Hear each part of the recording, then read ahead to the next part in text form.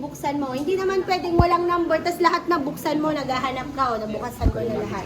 So may number siya kasi depende siya sa paggagamitan at depende siya sa blade holder.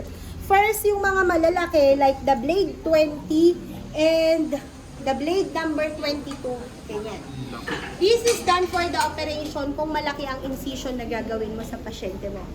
Example, X-lap, amputation, BKA, AKA, ganun. Malalaki kasi yung hiwa na gagawin mo. So, malaki yung iloload mong blade. Kasi kung maliit yung iloload mo, 100 years, hindi ka matatapos agad. Okay? So, these are the blades used for the blade holder number 4. Ang lagi rin. Okay? May number dito. Paano malalaman kung anong number? May number din sa dulo nito. Mamaya pwede yung tignan dito ha. Mamaya daw. Oo, mamaya. Sorry. Okay? Next one is the blade number 10. Ito yung smaller version. Pa-code ko, number 10. Smaller version ng smaller version ng blade 22 at blade 20 na mag-fit sa blade holder number 3. So, pwede din siya in any operation na gagawin. Next one, kaya magkakamukha sila. Yung butas lang ang hindi. Next one is blade number 15. This is blade number 15. Usually, the blade number 15 is used for the smaller incision. Example, thyroidectomy kasi maliit lang yung incision niya. Appendectomy, maliliit lang yung incision. So, maliit na blade ang gagamitin mo. Sa blade holder number 3. Next one, blade number 11, para siyang number 1. It is also called the stab knife. Pa-code po is stab knife. Ito yung stab knife pa, may tusok siya. Usually, ginagamit siya for IND or kung magpa-puncture ka lang, tapos magde-drain ka. So, ito, stab knife. Blade number 11 fits for blade holder number 3.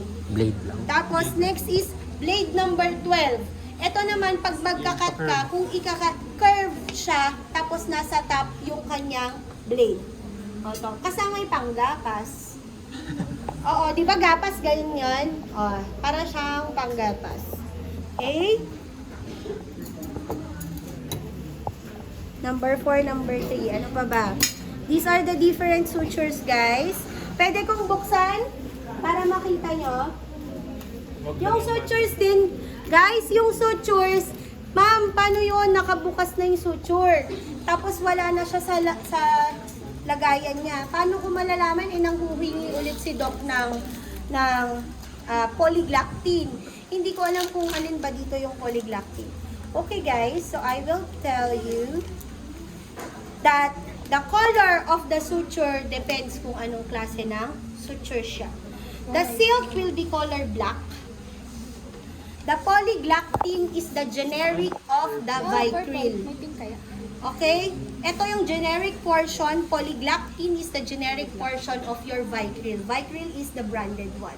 Polyglactin is the generic. Color purple. Para pag nasa field mo siya, alam mo kung ano ang poly, alam mo ang Vicryl, alam mo ang silk. Okay? Usually, kung anong color ng packaging niya, yun yung color ng suture. Chromic, bakit ganito? Okay? Ang chromic, guys, ang chromic, usually ginagamit to sa OB. Lagi niyong nakikita to sa OB. Okay? Ang chromic at ang plain, basa sa loob. Kasi, itong mga suture na ito ay nagda-dry. So, ang options mo, i-open mo lang siya kung gagamitin mo na siya. Or kung na-open mo na siya at nag-dry na siya, what you do is that, you ask for plain NSS or yung irrigating solution, basain mo siya. Kasi, kung nag-dry na siya, basa kasi to. Feel mo. Ay, mama, feel ko. Basa siya, pati yung inyong plain. Inamoy. Pati yung plain, basa. Okay? Basa. Bakit siya may water sa loob? Tingnan nyo na. Bakit siya may water sa loob? Para hindi siya mag-dry. Kasi nga to, pag na-expose mo siya sa air, nagna-dry siya. Okay? Kung once, makinig na kayo. Kung ang inyong suture ay nag-dry, nakakasugat siya. Or kaya, mas prone siya na magbuhol. Mahirap. That's why kung i-serve nyo ang inyong chromic plain or yung mga suture na basa, kailangan nakabinat. Para ma-prevent mo nagbubuhol siya. Kung hindi naman, kung hindi mo na siya mabinat at matigas na siya, kuha ka ng irrigating solution, hingi ka, ilalagay mo sa kidney basin, isoak mo yung suture bago mo iserve. Okay? Para hindi siya makakasugat sa laman ng pasyente. Ano yun, madam? Chromic, your chromic is color dark brown. Nagdi-dissolve lang. Yes, those are soluble sutures. Kapag sinoke ba, madam, bibinatin ulit. Ganun. Ha? Kapag, di ba, sinoke mo, tapos binatin ulit. So, di ba nakaload? Lagi niyong tatandaan, mga anak, lahat ng OB cases, di ba ito yung suture, niload ko. Lahat ng OB cases na nagsusuture ka, laging may Kelly sa dulo. Pero pag surgery, orthopedics, wala nang Kelly sa dulo. Ang OB to. Trip nila. Charing. Hindi, kasi ginagamit nila yun na pang-secure. Yun din kasi yung ginagamit. Hindi kasi sila nagkakat agad. Yun yung ginagamit nilang pang-secure sa dulo. Pang-anchor. Okay? So, isa-serve mo siya ng ganyan na kabinat. Tapos ito, ibibigay mo sa first assist. Ito sa surgeon. Yak na yung pinapangok niya. Okay? Then, the rest will follow. Ganon ha, sa OB. Chromic man siya, silk man siya, kung ano man siya, laging may Kelly sa dulo. Kung nagdadry yung suture mo, nung nalapit yung suture mo, kung napipigtas agad, pwede kang manghingi ng irrigating solution, sterile water sa inyong kidney basin, basain ninyong suture. It's okay. Huwag hahayaan na nakahang. Huwag din super taas. Shucks, ang taas niya.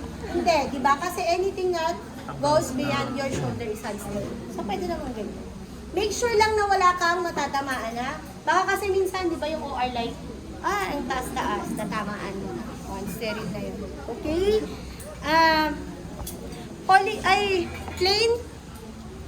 Plain sutures, these are, kasi di ba yellow ang kanyang packaging, yellow din ang kanyang color. Dark brown ang chromic, dark brown din siya. Ito lang, silk lang, blue pero color black. Tapos polyglactin, sabi ko nga hindi ko yung open ng Vicryl kasi mahal. Yung polyglactin, wala na yung sulat ko. Color purple. Purple, so purple din yung suture. Gets? Para kahit wala itong mga ganito niya, alam nyo kung anong klaseng suture ang ibibigay. Okay? You have to be familiarized. Ano pa ba? Any question, pose? Yung pag-aabot, guys, ha?